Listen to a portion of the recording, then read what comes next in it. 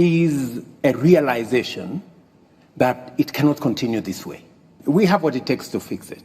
And the conversation is already begun on what do we realistically do to be able to get the African Union to take charge of the affairs of our continent. Let me give you a case in point. We decided, for example, that we are going to assemble our market using the Africa Continental Free Trade Area market. Yes, that's a good decision. Ecosystem. Yeah. And the positive thing is that it was unbelievable at the rate at which we were able to achieve consensus and we were able to achieve ratification. And I want to tell you, it is among the things that happened in the shortest time possible. It tells you there is greater realization that unless we act in concert, unless we act together, we are unlikely to make any impact anywhere. We have, at least on the market issue, we have put that together. There is a debate that is going to evolve. Like, for example, we have also decided that it will not going to be business as usual. We have these meetings, Africa, US meeting, Africa, Europe, Africa, Turkey, Africa, India. Now we are waiting for, there is another one, Africa, Russia. And Africa, Japan. And Africa, Japan. We have made the decision that it is not intelligent for 54 of us to go and sit before one gentleman from another place. And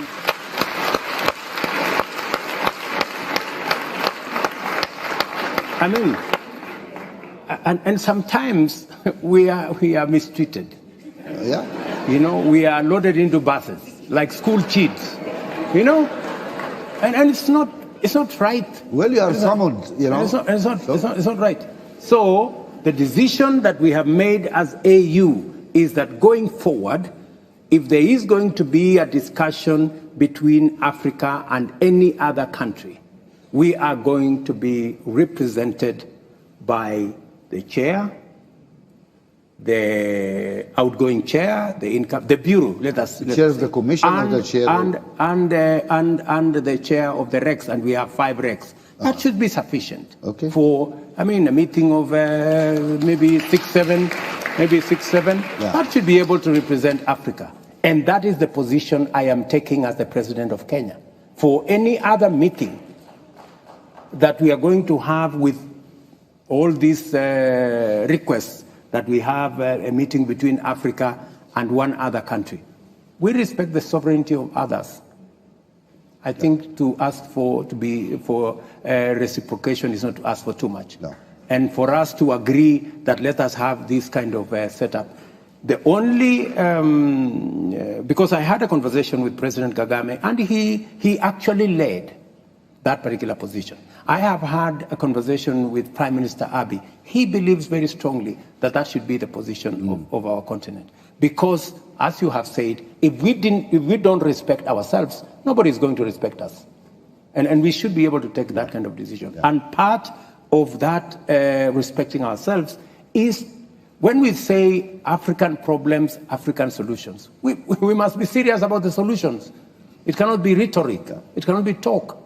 It must be accompanied by what realistically and practically we are doing. And what is our capacity? Yeah. No, this is wonderful. But just one question. Why are you having this discussion in closed rooms? Why don't you bring civil society, all those people in this discussion? Because we can also put pressure on our leaders or whatever to behave in a better way. African people need to tell their presidents, we care about Africa. That should be a priority. Unless we act really together, it doesn't work. And in the reform agenda of the African Union, if you and your colleagues are proceeding that way, there need to be really a serious discussion about the structures and how Africa is. One problem is African countries refuse to cede any sovereignty to the African Union. So African Union cannot sign a trade agreement in the heart of Africa. Then the African Union go and meet the European Union. This This is not balanced. It is not. Because those guys had 27 countries, 20, and gave them sovereignty. Yes. But our guys here don't want to give any sovereignty, cede any sovereignty to the union, as if, you know, this is something very fantastic they have to keep. When countries like Germany, like big countries, agreed to cede sovereignty to the collective body because they are smart, they think when they are together, they negotiate better deals. Are you The saying? only stupid guys, unfortunately, are the British who left that collection. But look, I'm free to say that because I'm also a British citizen, and so I have my views about what happened in Britain. I know we have British. the Jane is there, the High Commissioner, and the Archbishop. And I have the minister here also. But do you agree with me it was a mistake to leave the European Union? You agree? You're going to lose your job, I think. Anyway, BBC is not here, don't worry. Nobody watch Kenya TV, so don't worry. Anyway, so no, it's not a joke. I mean, it is truth. I mean, it is a mistake. Together, we're stronger. We do things better. And that's what we need the African people to press their governments. We need to be stronger.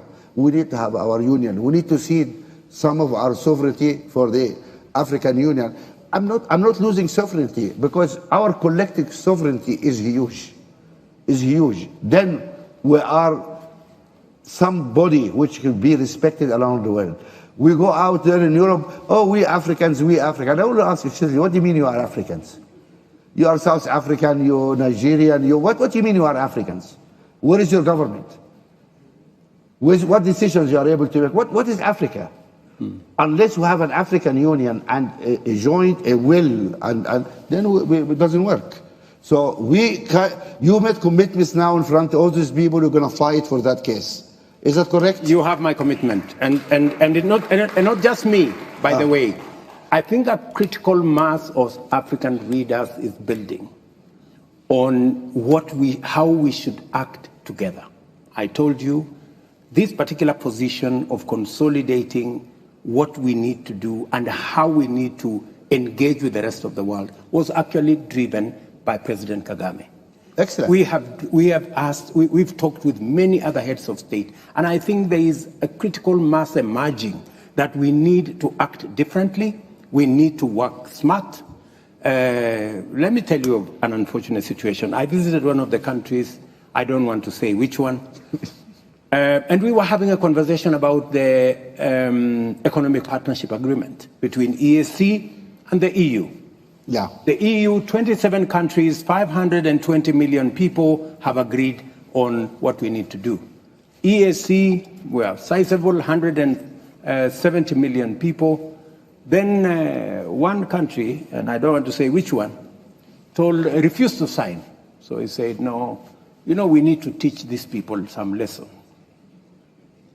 So I'm listening. Your country has 11 million people. What are you going to Now we know the country.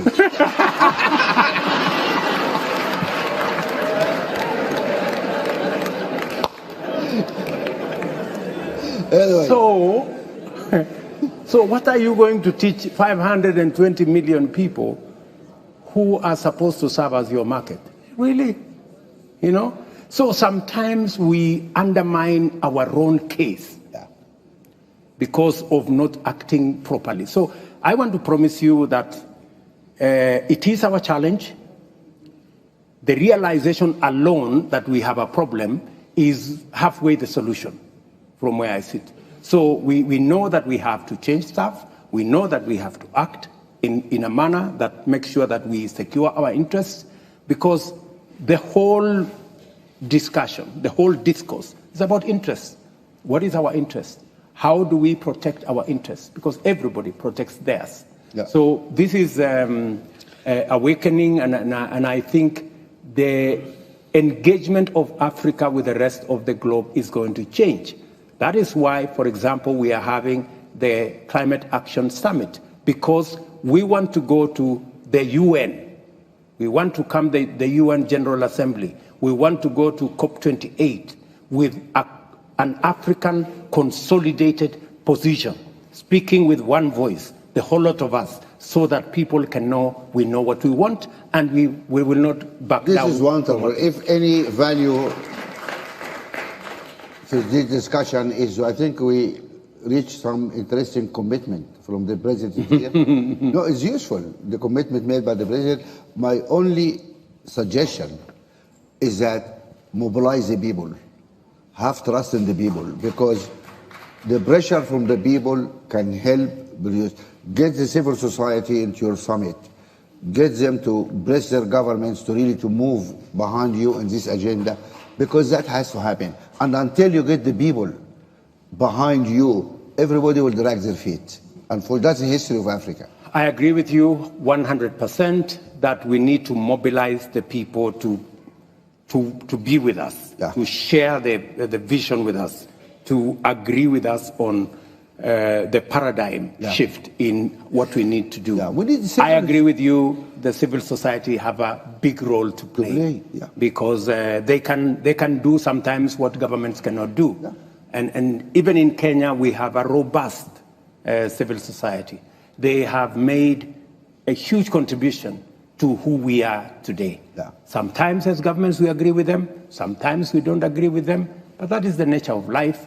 All I ask of our good friends in the civil society space, including you, Mo, is always to look out for the interests of the people of our continent, and not sometimes to play to the gallery of the people who pay your check.